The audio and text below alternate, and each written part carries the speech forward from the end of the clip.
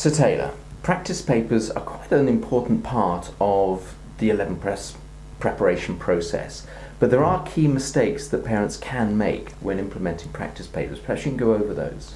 Well, there are a few main ones that come immediately to mind. The first is actually parents getting their children to do too many papers. Now, some parents seem to practice the philosophy that the more papers their child completes, the better prepared they will be, but that's actually not correct.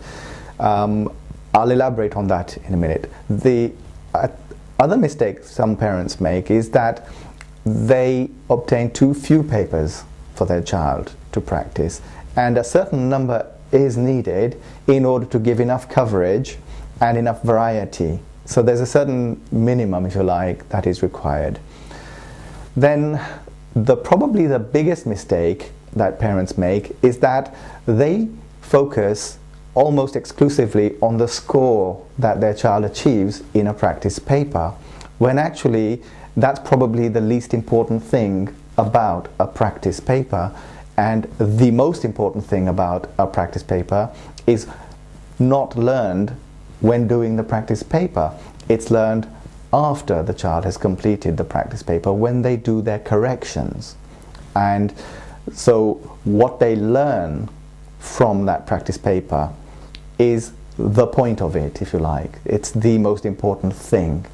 And yes, scores are important, but actually the only scores that count for anything are the ones in the actual 11 plus exam, and not the ones in practice papers. The only thing that counts from any practice paper is what the child learns from it.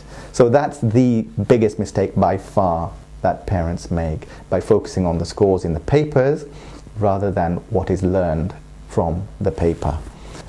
Now, going back to the problem of doing too many papers, when a child does too many practice papers, what happens is that the child is focused on getting the paper done in order to, normally, to satisfy their parents. Yes, you've done this many papers, so now you can do something else. But what they're not doing is they're not focusing on doing their best or in learning from it, because there's only so much that you can do at a sitting or in a day. And normally on a school day, maximum of one practice paper to complete it, get it marked and do the corrections. That is ample. On a weekend or a non-school day, I would say 2 practice papers, and at a push perhaps 3. Any more than that and the child will not be getting the benefit of doing the papers. The parent will be getting psychological benefit that, oh, my child has done this many papers. Unfortunately, that will not make their child any better prepared for the 11 plus exam. The child will be going through the motions and not learning. So the practice papers will, if you like, have been, in a sense, wasted. Good papers from which little benefit has been gained. Okay, so they've got to do their corrections, which is a really important part of the practice papers. But what happens if, when they're doing the corrections, they've been given the right answer, they know they got it wrong, but they really don't understand why they got it wrong or why the correct answer is the correct answer? This will knock the child's confidence if they don't find out why. So it's very important that they do. And the thing they should do is take that query to their tutor. We make time within the course for what we call troubleshooting, and that is specifically for helping children with their individual queries, exactly the sort that you just described. So yes, the child must take that query for troubleshooting and get an answer that makes sense. That way they know that if they see a similar question or a similar idea, they will know what to do next time.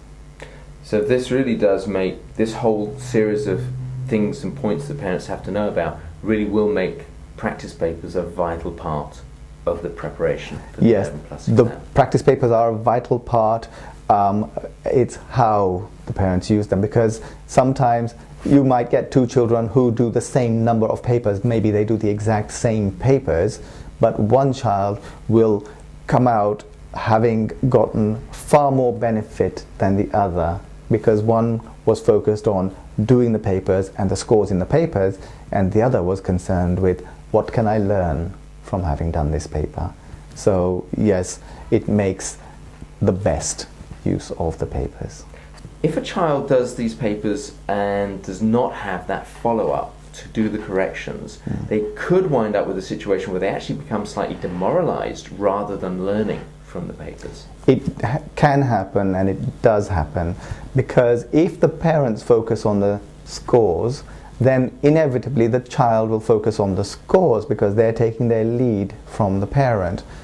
What the parent must do is say, oh, okay, is that the score? Well, now look, let's see what you can learn from this paper, and focus on the corrections and the learning and the analysis of the mistakes with a view to doing better next time. And that way, the mistakes are seen as, if you like, a positive and not a negative. And if it's always approached with a view to learning, then it shouldn't dent the child's confidence. And if you'd like to find out more about the courses available, or just have some questions about the 11 Plus, then give Sir Tailor or one of his colleagues a call on the number provided through the Contact Us button.